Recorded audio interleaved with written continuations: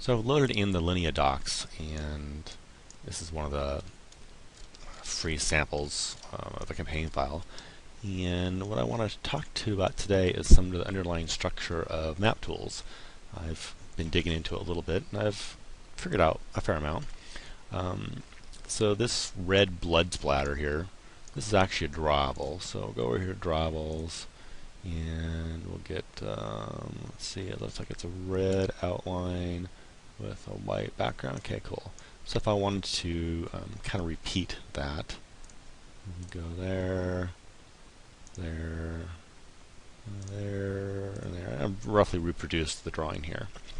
And I want to erase it, so hold the shift key down and erase all the top. Okay.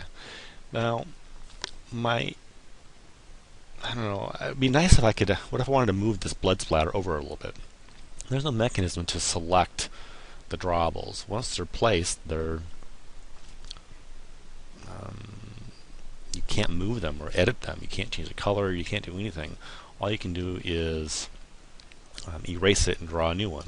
So, for example, I want this blood splatter moved over here. Let's go over here, and I'll draw a line to there. Oops. And then I go back over with the square box to erase this, and now I've moved the blood splatter. It would be nice if I could actually select this like I can a token. You can stick a token down there. We've all done this, and it moves. I mean, if I were to not snap it to grid, you can move it just a little bit. I suppose I can make the blood splatters be tokens.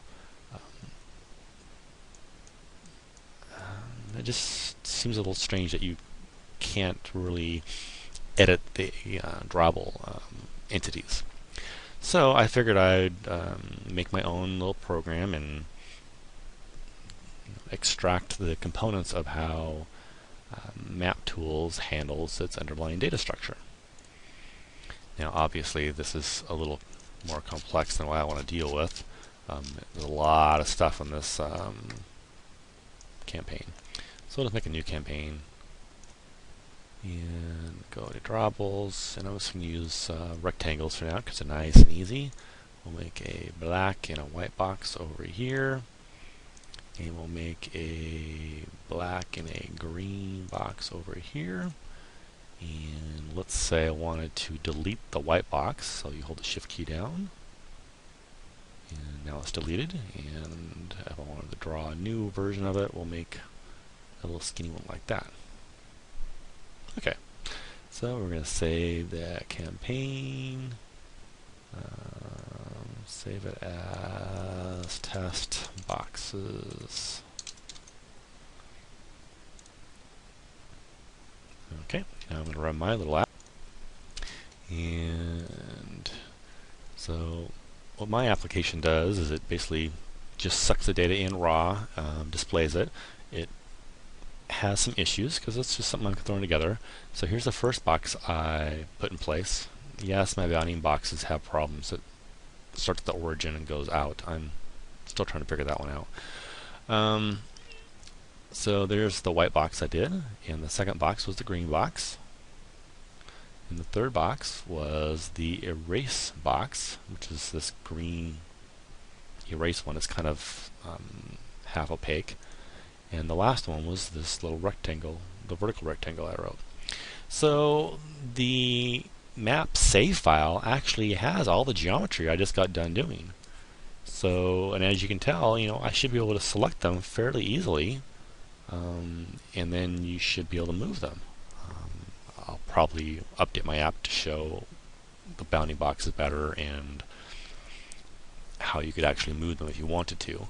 But it's pretty clear that the data you need to move drawables is already in Map Tools, and you should be able to go in and update the application, although Java's not my strongest suit, to provide that flexibility. I just thought it was kind of interesting.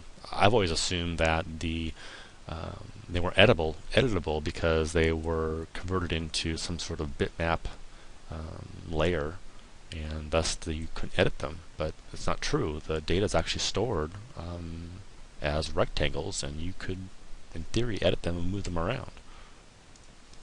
And just to show you, so like here's the content file. Well, here's all the assets. Here's the grass. But the campaign files are, if you rename the extension to be zip, this is what you get. We'll take the content here, open that up.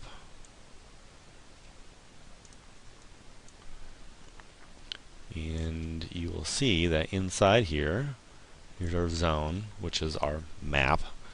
And here's our geometry. And where's my geometry at?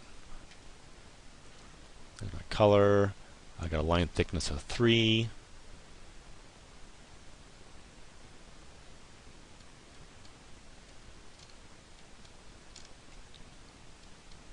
And here's our rectangle. It's 151 wide by 67 tall. Or excuse me, it's 186 wide by 190 tall. And here's the X and Y position. So you should just be able to change these X and Y positions and have it work. In fact, let's just do that. Well, that's a pain in the ass. Because of the way I open that file up, I actually extract it from scratch. So I'm not going to do that. But you could edit these X and Y values and put them back into Map Tools, and you could,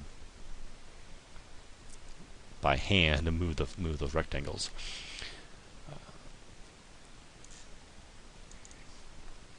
So going back to Map Tools, the other thing that was interesting that I noticed is even though I erased the underlying rectangle, it still kept the original rectangle even though I supposedly erased it.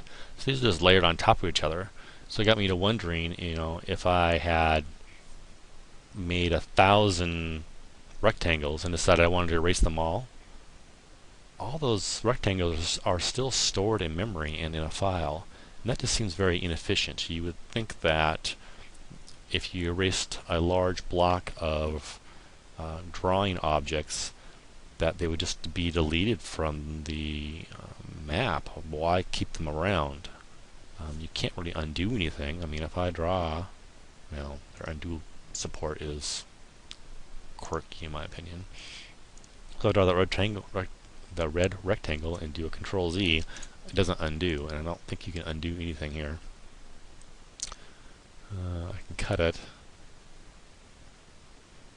Undo map drawing. Oh, I can undo here. Undo map drawing. Maybe that's why they keep that stack, is so you can undo it. Undo, undo, undo. So that's probably why they keep those, although once you save the file, most applications don't allow undos. So that's interesting actually. If I load that file up, does the undo still work? Open campaign, it was called test boxes or something like that. Map.